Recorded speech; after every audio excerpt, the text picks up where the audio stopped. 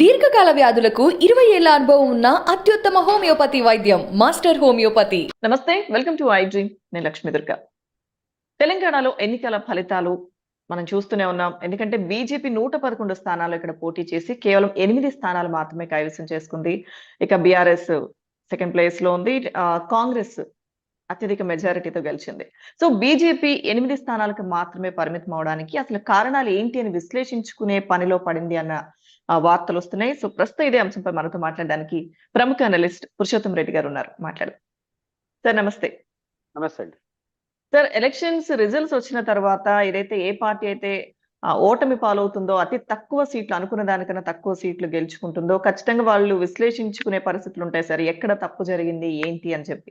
So ప్రస్తుతం BJP అదే పని చేస్తున్నట్టుగా తెలుస్తుంది సార్. బీజేపీకి 8 స్థానాలు మాత్రమే, అంటే గతంతో పోలిస్తే కొంత మెజారిటీ వచ్చినా గానీ, ఓటింగ్ శాతం పెరిగినా గానీ సార్ 8 స్థానాలకు పరిమితం అవడం పట్ల ఎక్కడ లోపాలు ఉన్నాయని విశ్లేషించుకుంటున్నట్టుగా తెలుస్తుంది సార్. ఏం చెప్తారు సార్ మీరు ఈ పరిస్థితి మీద? అంటే మన భారతీయ జనతా పార్టీ మంచి ఫలితాలు రిజల్ట్స్ ఎమ్మెల్యేల క్యాండిడేట్ లో రాకపోయినా ఓటింగ్ శాతంలో గతకన్నా బెటర్ పొజిషన్ తీసుకుంది. అదొక సానుకూల అంశం. భవిష్యత్తులో వాళ్ళకి మంచి అవకాశాలు వస్తాయి అనే దానికి ఒక మంచి signal. The same time BJP స్వయంకృత అపరాధమే ఇంత తక్కువ ఫలితాలు రావడానికి కారణంగా కూడా చాలా స్పష్టంగా కనిపిస్తోంది. స్వయంకృతాపరాధం అంటే ఏంటి? భారతీయ జనతా పార్టీ డే 1 నుంచి కాంగ్రెస్ పార్టీ ఇంకా ప్రతిపక్ష పాత్ర పోషించలేదు, మనం పోషిస్తాము అనే కాన్ఫిడెన్స్ ఆ పార్టీ ఇచ్చింది. అదే కాన్ఫిడెన్స్ కానీ కంటిన్యూ అయింటే ఈరోజు కాంగ్రెస్ ప్లేస్ లో బీజేపీ ఉండేది. ఎందుకంటే అక్కడ కాంగ్రెస్ అనుకూల ఫలితాలు రాలేదు, బీఆర్ఎస్ వ్యతిరేక ఫలితాలు వచ్చాయి. అంటే భారతీయ జనతా పార్టీ ఓడిపోవాలన్న స్పష్టమైన ఫీలింగ్స్ ప్రజల్లో కనపడింది. అది కాంగ్రెస్ కి అడ్వాంటేజ్ అయితే భారత రాష్ట్ర సమితి ఓడిపోవాలని, బీఆర్ఎస్ ఓడిపోవాలని స్పష్టమైన అభిప్రాయం ప్రజల్లో ఉన్నట్టుగా స్పష్టంగా కాంగ్రెస్ గెలవాలని లేదు. కాంగ్రెస్ అంటే ఆల్టర్నేటివ్ చూసుకుంటూ 2019 ఎన్నికల్లో 2 పనిచేశాయి. ఏపీలో స్పష్టంగా తెలుగుదేశం ఓడిపోవాలని ప్రజలు కోరుకున్నారు, స్పష్టంగా జగన్ గారు గెలవాలని కూడా కోరుకున్నారు. ఈ 2 జరిగాయి కాబట్టి భారీ మెజారిటీ వచ్చింది. ఈరోజు చూడండి, గెలిచారు కానీ 65 సీట్లే. 65 సీట్లు అంటే 40 సీట్లకే టిఆర్ఎస్ పరిమితమైంది, బీఆర్ఎస్ పరిమితమైంది. అంటే 1/3 అంటే 2/3 మెజారిటీ ప్రజలు బీఆర్ఎస్ వ్యతిరేకంగా ఓటేసినారు, సీట్లు ఇచ్చారు. కానీ ఆ 2/3 అనేది కాంగ్రెస్ లో ఖాతాలో పడలేదు. బీజేపీ ఖాతా కొంత, ఎంఐఎం ఖాతా ఇట్లా పడిపోయింది. అంటే అర్థం ఏమిటి? కాంగ్రెస్ మీద బీఆర్ఎస్ మీద ఉన్నంత వ్యతిరేకత కాంగ్రెస్ మీద అనుకూలత లేదు. కాబట్టి అంటే అర్థం ఏమిటంటే ఎవరు బీఆర్ఎస్ ను ఓడిస్తే వాళ్ళకి పట్టం కట్టడానికి ప్రజలు సిద్ధంగా ఉన్నారు. ఆ పాత్రలో ఉన్న బీజేపీ వైదొలగడం అనేది ఆ పార్టీ చేస్తున్న స్వయంకృతాపరాధం. వైదొలగడం వాళ్ళ స్వయంకృత ఎట్లా అవుతుంది? First of all Congress party బలహీనపడింది, వాళ్ళు కోలుకునే పరిస్థితి. అందరూ వలసలు కాంగ్రెస్ పార్టీ నుంచి 1 బై 1 వచ్చేస్తున్న ససిలో కర్ణాటక ఫలితాలు వచ్చినాయి. కర్ణాటక ఫలితాలు వచ్చిన వెంటనే ఒక ఊపు కాంగ్రెస్ కు వచ్చినప్పుడు మరింత యాక్టివ్ కావాల్సిన బాధ్యత బీజేపీ. అంటే అప్పటికే బీజేపీ ఫైట్ ఇచ్చింది, వరుస బై ఎలక్షన్ లో బీజేపీ గెలిచింది. మీరు రఘునందన్ రావు గారు కావచ్చు, మన ఈటల రాజేంద్ర కావచ్చు, అదే విధంగా మన ఇక్కడ మనోడు కోమటిరెడ్డి పోటీ చేసిన చోట సెకండ్ ప్లేస్కి వెళ్ళింది. కాంగ్రెస్ పార్టీ దారుణంగా ఓడిపోయింది. అంటే వరుస విజయాలు సాధించింది. 2 చోట్ల గెలిచింది, 2 సార్లు గెలిచింది, 3వసారి మంచి బెటర్ ఫలితాలు ఇచ్చింది. ఈ సిగ్నల్స్ ఒక్కసారి ఎందుకు వైదొలిగింది? ఎందుకు వెలిగిందంటే బీఆర్ఎస్ తో ఏదో ఒక అవగాహన బీజేపీ పెట్టుకుందన్న నిజమో అబద్ధం పక్కన పెడితే దాన్ని ప్రజలు నమ్మినారు. పాయింట్ ఏంటంటే ప్రజలు నమ్మడం ప్రధానమైంది, నిజాలు రాజకీయాల్లో ఉండవు. కాబట్టి ఇప్పుడు బీఆర్ఎస్ కి బీజేపీ సహకరిస్తా ఉంది అనే మెసేజ్ కాంగ్రెస్ తీసుకెళ్ళింది, దాన్ని జనం నమ్మినారు. దానికి కారణం కవిత గారి కేసు. సార్, బండి సంజయ్ తప్పించడం కూడా అంటే ఈ ఒకవేళ అవగాహన వెనక జరుగుంటే దానిలో భాగం అనుకోవచ్చా సార్? అట్లా ఆ చర్చ కూడా ఉంది కదా. అంటే అవగాహన బండి సంజయ్ని మార్చేస్తే ఏదో అద్భుతాలు జరుగుతాయని కాదు. ఇప్పుడు ఆయన ఎందుకు గెలవలేదు? సమస్య ఏంటంటే ఆయనే, బీజేపీ అనేది పొలిటికల్ పార్టీ, ఒక నాయకుడు ఇన్ఫ్లుయెన్స్ చేస్తాడు. ఆ పార్టీ అడుగులు కిషన్ రెడ్డి ఉంటేమి, బండి సంజయ్ ఊరుంటేమి. కవిత గారి కేసులో నేను కరెక్ట్ రాంగ్ జోలికి వెళ్ళను. ఏమేమి ప్రశ్న చేశారు? రేపు తెల్లాడితే అరెస్ట్ చేస్తాం, ఎల్లుండి తెల్లాడితే అరెస్ట్ చేస్తాం. ఎవరన్నారు ఇది? బీజేపీ నాయకులు అన్నారు. నా పాయింట్ ఏంటంటే ఆమె అరెస్ట్ చేయడం కరెక్టా తప్ప, చట్టం తన పని చేసుకోవాలి. కానీ బీజేపీ నాయకులు పదే ఆమెను అరెస్ట్ చేయబోతారు. మోదీ కూడా సభల్లో అన్నారు కదా సార్, మోదీ కూడా అనేసాడు. అనేసిన తర్వాత వెంటనే వెనక్కిపోవడం ఏంటి? వెనక్కి పోయారా లేదా కాదు, జనం నమ్మారు కదా. మీరెందుకు అనాలి?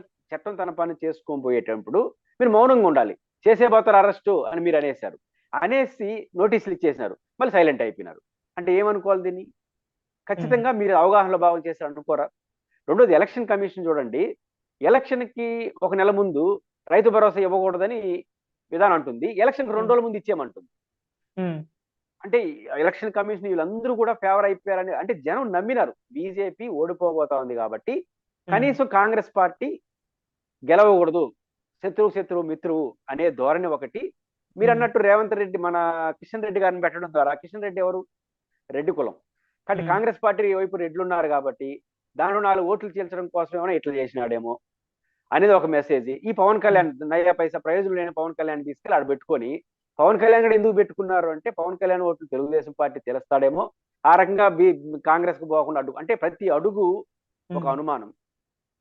బీజేపీ తన గెలవడం కన్నా బీఆర్ఎస్ ని గెలిపించడం కోసం, కాంగ్రెస్ ను ఓడించడం కోసమే పనిచేస్తామన్న సిగ్నల్ వెళ్ళిపోయింది. దాని నష్ట నివారణ ఏ దశలోనూ బీజేపీ చేయలేదు. ఇందువల్ల బీజేపీ ఘోర పరాజయాన్ని ముట్టుకుని, బహుశా బీజేపీ ఈ ఫలితాలు రాకుండా ఉంటే బీజేపీ గెలవకపోవచ్చేమో కానీ మన ఈ కోయిలేషన్ అయితే వచ్చేసి ఉంటుంది, ఎవరికి మెజార్టీ వచ్చి ఉంటుంది, బీజేపీ కీ రోల్ పోసి ఉంటుంది. కానీ బీజేపీ అనుమానాలకు తావిచ్చే రాజకీయాలు చేసింది, దాన్ని జనం నమ్మినారు.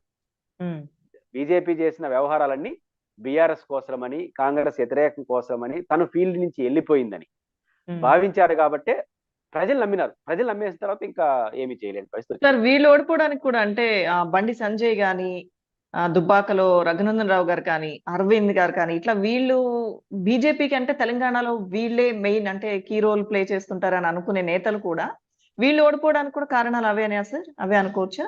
ఇంతకుముందు మీరు ప్రస్తావించారు మన అరవింద్ గారిని, మన ఆయన అధ్యక్షుడిగా బండి సంజయ్ గారిని తొలగించడము అది కారణమే కాదు.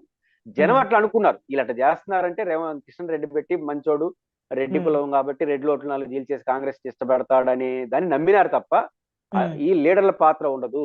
మీరు లీడర్ని మార్చడమే కారణం అయ్యి ఉంటే వీళ్ళందరూ గెలవాలి కదా, ఈ బెటాలియన్స్ అంతా గెలవాలి. అసలు కీలక నాయకులంతా ఓడిపోయి కేసీఆర్ పైన ఒక సాధారణ వ్యక్తి గెలిచిపోవడం బీజేపీ అతను. అంటే ప్రజలు నమ్మిన తర్వాత పాలసీని నమ్ముతారు ప్రజలు.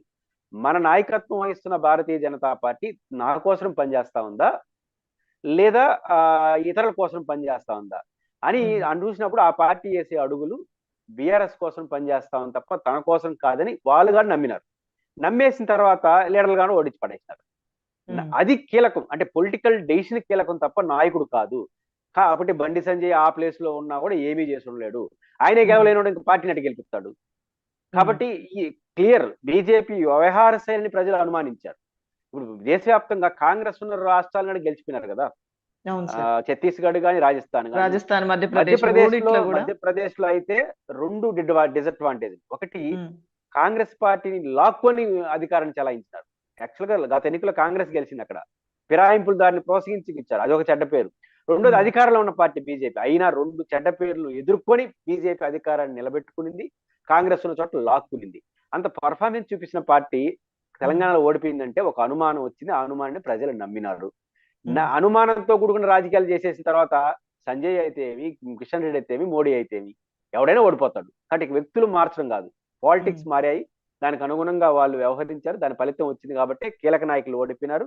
కీలకేతర నాయకులు ఏకంగా కేసీఆర్ ని ఓడించు, ఒక ముఖ్యమంత్రికి ఆయన ఓడించేసి ఒక సాధారణ వ్యక్తి ఎమ్మెల్యే గెలిచిపోయాడు కదా కామారెడ్డిలో. పర్ఫెక్ట్ పాలిటిక్స్ చేస్తే, అనుమానాలు లేని రాజకీయాలు చేస్తే అట్లుంటుంది ఫలితం అని నిలిచారు. అయితే ఎన్నున్నా ఈ రోజు బీజేపీ ఇకనైనా సరే పర్ఫెక్ట్ పాలిటిక్స్ తన కోసం తాను చేసి, వాళ్ళ కోసం వీళ్ళ కోసం చేస్తే పోతాయి. ఇప్పుడు పవన్ కళ్యాణ్ గారు అదే కదా, తన కోసం తాను రాజకీయాలు ఆంధ్రప్రదేశ్ లో చేస్తే ఒక రకంగా ఉండేవాడు, ఇప్పుడు జగన్ వ్యతిరేకించడం కోసం చేస్తే ఆయన పరిస్థితి అట్లే అవుతుంది. సార్, ఆల్రెడీ బీజేపీ పరిస్థితి తెలంగాణలో ఇట్లా ఉన్నప్పుడు ఇప్పుడు మీరు చెప్పిన కారణాలన్నీ కూడా, ఈ అంశాలన్నీ చూసుకుంటే, అలాగే పవన్ తో పొత్తు పెట్టుకోవడం కూడా ఒక డిసడ్వాంటేజ్ అనుకోవచ్చు సార్. అది కూడా ఏమన్నా దెబ్బ కొట్టే పరిస్థితులు ఉంటాయా? అంటే పవన్ తో తెలంగాణలో పొత్తు పెట్టుకోవడం కూడా ప్రజలు అనుమానించారు. ఎందుకు అనుమానించారు? నేను ఇంతకుముందు ప్రస్తావించాను కదా, ఎందుకు అనుమానించారంటే పవన్ కళ్యాణ్ తెలుగుదేశంతో మిత్రపక్షంగా ఉన్నాడు. ఆయనతో పొత్తు పెట్టుకుంటే తెలుగుదేశం డైరెక్ట్ గా పొత్తు పెట్టుకోకపోయినా తెలుగుదేశం మిత్రుడు కాబట్టి ఆ 4 ఓట్లు, అంటే తెలుగుదేశం అందరూ కాంగ్రెస్ కు పోతారని బీజేపీ అంచనా, అంటే రేవంత్ రెడ్డిని చూసి. కాబట్టి కొన్ని ఓట్లను అట్లా లాగితే కాంగ్రెస్ కంతో ఇంత నష్టం కదా అనే ఎత్తుగడను బీజేపీ ప్రజలు నమ్మినారు. ఎందుకు ప్రజలు నమ్మినారు అంటే, ఆంధ్రప్రదేశ్ లో పవన్ కళ్యాణ్ ఎవరితో పోయినాడు? తెలుగుదేశంతో పోతాడు. అంటే నువ్వు ఇక్కడ నీ పార్ట్నర్ పవన్ కళ్యాణ్ ఎవరు? నీ పార్ట్నర్. నీ పార్ట్నర్ గా ఉన్న వ్యక్తి నిన్ను వదిలేసి ఇంకొక పార్టీతో పోయినా అలాంటి వ్యక్తిని పిలిచి పొత్తు పెట్టుకున్నావంటే నువ్వు నటిస్తున్నావని అర్థం కదా. BJP is a powerful political party. ఆ పార్టీతో విభేదించేవాడిని ఏమాత్రం సహించదు బీజేపీ. దేశంలో పవర్ఫుల్ పోటుగాళ్ళు ముఖ్యమంత్రి స్థాయిలో ఉన్న వాళ్ళని ఒప్పుకోవాలి. శివసేనతో ఒప్పుకోలేదు. ఎవరితో ఒప్పుకున్నారు వాళ్ళు? తనతో ముఖ్యమంత్రి స్థాయి ఉన్న పవర్ఫుల్ లీడర్ని కూడా డోంట్ కేర్, మా జోలికి వస్తే ఎలా ఉంటుంది, మాతో లెక్కలాడితే ఎలా ఉంటుందని చెప్పిన బీజేపీ ఒక సాధారణ రాజకీయ నాయకుడు పవన్ కళ్యాణ్ ఇష్టం వచ్చినట్టు ప్రవర్తిస్తే ఆంధ్రప్రదేశ్లో నువ్వు ఒబే చేసినావు అంటే నువ్వు నటిస్తున్నావు అని ప్రజలు నమ్మినారు. ఇప్పుడు ఆంధ్రప్రదేశ్లో నీతో విభేదించిపోయిన పార్టీ, నీతో లేని పార్టీ తీసుకొచ్చి తెలంగాణలో పక్కన కూర్చొని పెట్టుకున్నావు అంటే నీకు అవసరమా? ఎట్ నమ్ముతారు జనం? కాబట్టి పవన్ కళ్యాణ్తో పొత్తు పెట్టుకోవడం లాభం కన్నా నువ్వు నటిస్తున్నావు అని జనం నమ్మినారు. ప్రతిదీ 1, 2, 3, 4 ప్రతిదీ నీ కోసం కాదు, ఎవరినో ఓడించడం కోసం, ఎవరినో గెలిచావు. ఈ పాత్రంగా బీజేపీ మానుకోకపోతే ఇప్పుడు ఆంధ్రప్రదేశ్ లో జనసేనతో పర్ఫెక్ట్ స్టెప్. నువ్వు ఉంటే జనసేనతో ఉండు, తెలుగుదేశంతో పోయినా కూడా ఇంకా నాకు పవన్ కళ్యాణ్